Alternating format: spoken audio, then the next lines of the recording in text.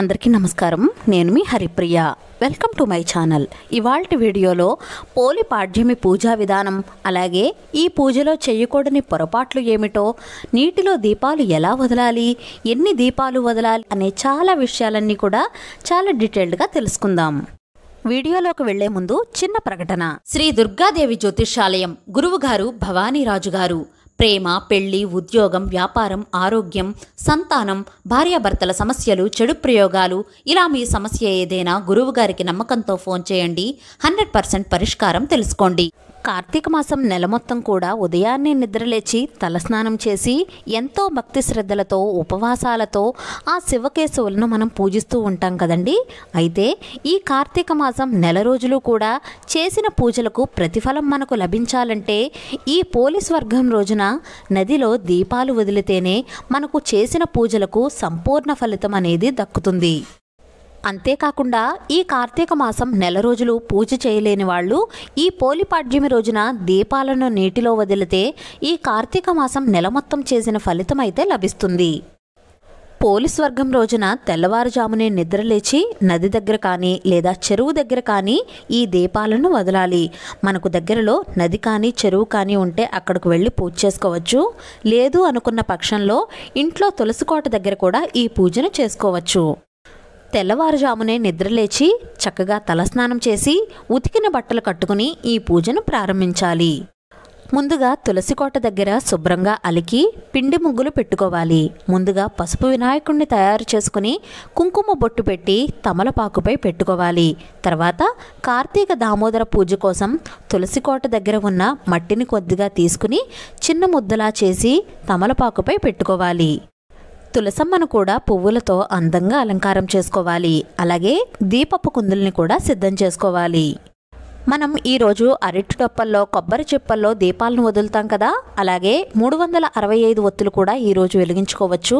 దానికోసం పువ్వు ఒత్తుల్ని ఇంకా 365 ఒత్తుల్ని కూడా తీసుకుని కొబ్బరి నూనెతో కానీ ఆవు నెయ్యితో కానీ ఈ విధంగా తడుపుకుని అట్టే పెట్టుకోవాలి. ఇవన్నీ సిద్ధం చేసుకున్న తర్వాత మనం నీటిలో దీపాలు వదలడం కోసం, అలాగే 365 ఒత్తులు వెలిగించుకోవడం కోసం ఎక్కడైతే దీపాలు వెలిగించాలి అనుకుంటామో అక్కడ పసుపుతో అలికి పిండి ముగ్గులు పెట్టుకుని పసుపు కుంకుమలతో అందంగా అలంకారం చేసుకోవాలి. ఇవన్నీ సిద్ధం చేసుకున్న తర్వాత ఇంకా పూజా విధానంలోకి వెళ్దాం. ముందుగా దీపారాధన చేసి దీపపు కుంది దగ్గర పువ్వులు, అక్షంతలు వేసి దీపజ్యోతికి నమస్కారం చేసుకోవాలి. తర్వాత ఆచమనం చేసి సంకల్పం చెప్పుకోవాలి. ముందుగా మనం పసుపు వినాయకుడిని పూజించాలి. పసుపు వినాయకుడిని ఆవాహనం చేసి ఆసనం సమర్పించి అర్ఘ్యం ఇచ్చి పాద్యం సమర్పించి వస్త్రం, యజ్ఞోపవీతం, గంధం, అక్షింతలు, పసుపు కుంకుమ పుష్పాలతో పూజించాలి.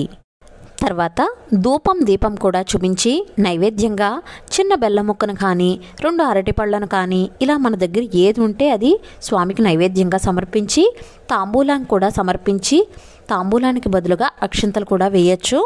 తర్వాత మంగళహారతి ఇచ్చి మంత్రపుష్పం సమర్పించి ఆత్మ ప్రదక్షిణ కూడా చెయ్యాలి. ఇక్కడితో వినాయకుడి పూజ పూర్తవుతుంది. ఇప్పుడు దామోదర పూజ ఎలాగో తెలుసుకుందాం. మీరు నది దగ్గర చేసుకున్నట్లయితే కనుక ఒడ్డున ఉన్న మట్టిని కొద్దిగా తీసుకోవాలి. లేదా ఇంట్లో చేసుకుంటే పుట్ట మట్టిని కానీ, పచ్చని మొక్క మొదట్లో ఉన్న మట్టిని కానీ, లేదా తులసి కోటలో ఉన్న మట్టిని కానీ తీసుకుని చిన్న ముద్దలా చేసి తమలపాకుపై పెట్టి కుంకుమ బొట్టు పెట్టి దామోదరునిగా భావించి పూజించాలి.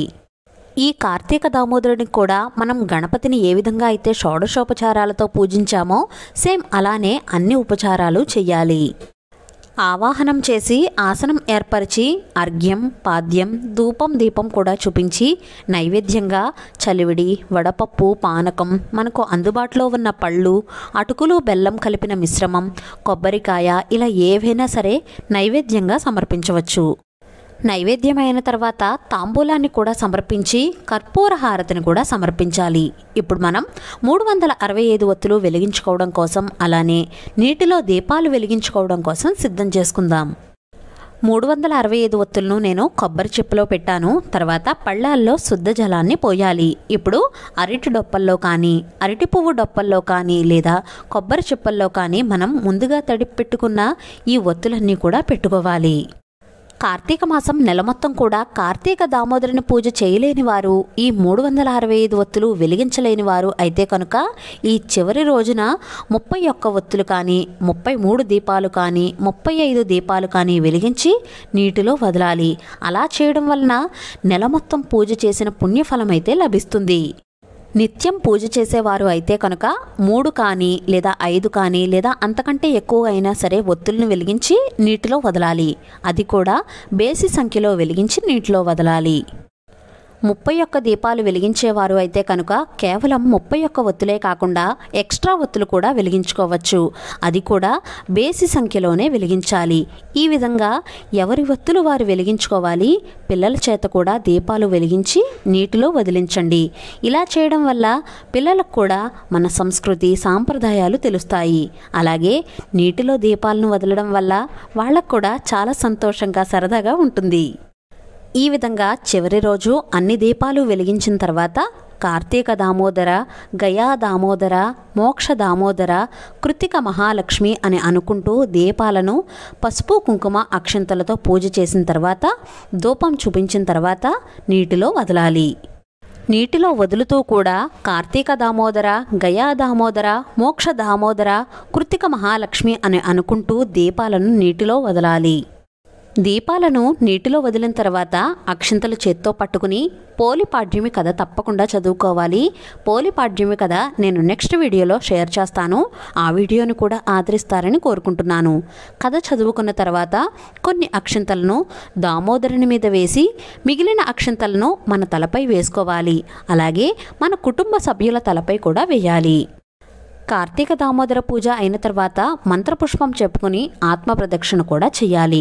కార్తీక దామోదరుని దగ్గర ఉన్న అక్షింతలు పూలు ప్రసాదంగా స్వీకరించాలి. తర్వాత అక్షింతలు కొద్దిగా తీసుకుని నీటిని వదులుతూ ఏతత్ఫల కృష్ణార్పణమస్తు, పరమేశ్వరార్పణమస్తు, కార్తీక దామోదరార్పణమస్తు అంటూ ఆ నీటితో పాటుగా అక్షింతలను కూడా వదిలిపెట్టాలి. ఈ పూజ అయిన తర్వాత పసుపు వినాయకుడిని, కార్తీక దామోదరుణ్ణి, పూజకు వాడిన పువ్వులను, అక్షింతలను కూడా నీటిలో కలిపి ఆ నీటిని పచ్చని చెట్టు మొదట్లో పోయాలి. అలాగే పూజ చేసిన ప్రదేశాన్ని కూడా నీటితో అలకాలి. అలా అలికిన తర్వాత 3 సార్లు నీటిని పోసి మనం ఈ మాసమంతా పూజ చేశామని పరమేశ్వరునికి చెప్పమని నందీశ్వరునితో చెప్పాలి. ఇక్కడితో పోలిపాడ్యమి పూజ పూర్తవుతుంది. అంతేకాకుండా ఈ పూజ పూర్తయిన తర్వాత మనకు అందుబాటులో ఎవరైనా ముత్తైదువులు ఉంటే తాంబూలం ఇచ్చుకుంటే మంచిది. అలాగే బ్రాహ్మణులకు స్వయం పాకదానం కార్తీక దామోదరుని పేరు ఇచ్చుకుంటే చాలా మంచిది. అలాగే పోలిపాడ్యమి అయిన తర్వాత మర్నాడు తలస్నానం చేయాలి. ఎందుకంటే కార్తీక మాసంలో మనం చేసిన పూజలు కానీ ఉపవాస ఫలితాలు కానీ మనకు సంపూర్ణంగా దక్కాలి అంటే మరిచిపోకుండా పోలిపాడ్యమి అయిన తర్వాత మర్నాడు తప్పకుండా తలస్నానం చేయాలి. ఈ పూజను చేసుకోవడానికి ఆచారాలు లాంటివి ఏమైనా ఉండాలా అంటే అలాంటివి ఏమీ లేవండి. ఎవరైనా సరే ఈ పూజను చేసుకోవచ్చు. మీరు కూడా తప్పకుండా ఈ పోలిపాడ్యమి రోజున నీటిలో దీపాలు వదిలిపెట్టండి. కార్తీక మాసం నెల మొత్తం చేసిన పుణ్య ఫలితాన్ని అయితే పొందండి. ఈ వీడియో మీకు నచ్చింది అనుకుంటున్నాను. నచ్చితే please like, share, subscribe to my channel. మరో సరికొత్త వీడియోతో మళ్ళీ కలుస్తాను. నేను మీ Haripriya. Thank you for watching.